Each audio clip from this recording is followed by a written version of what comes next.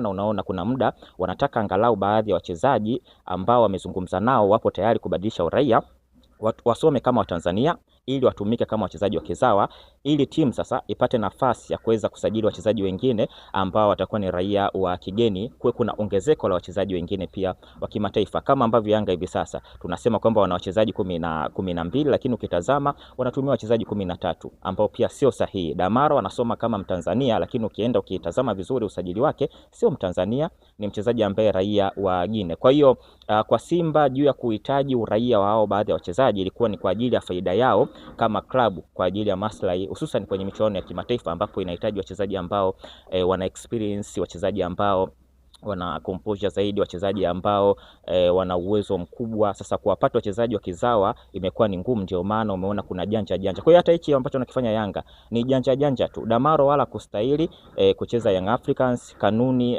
aziruhusu hivyo na yafuate huo utaratibu, lakini kwa sababu wameamua kusigina kanuni ambazo tumejiwekea wenyewe, na kitu ambacho mimi kinaniumiza sana kuona kuna kanuni ambazo tumeziweka lakini hazifuatwi. Sio vibaya huyu mchezaji kucheza, lakini zifuatwe zile taratibu ambazo zimewekwa. Simba wameshindwa, lakini baada ya kwenda kwenye ile kamati ya sheria pamoja na hadhi za wachezaji. Wameshindwa kwenye vyombo vya ndani, lakini hawajashindwa kwenye sakata lenyewe. Unajua siku zote Vika lazima uanzie nyumbani kwanza, lazima uanzie kwenye hatua za awali.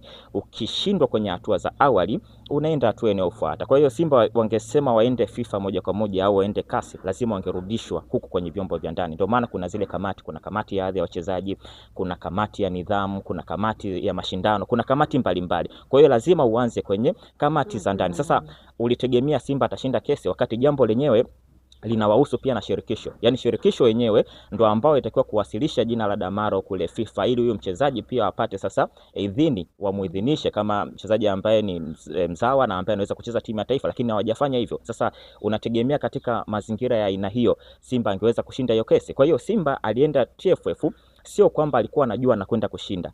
Alienda ili aanzie hatua za awali ili apate uhalali sasa ama legitimacy ya kwenda kusogea mbele zaidi. Akienda mbele zaidi isionekane kama kuna hatua ambayo aliruka. Hiyo Simba anahoja kwenye hili. Anahoja ya msingi, na mimi nimemsifu Magori kile ambacho amekizungumza hii leo kwamba hili jambo halijamalizika na Simba wamekuwa ni wazuri sana kwenye hizi kesi.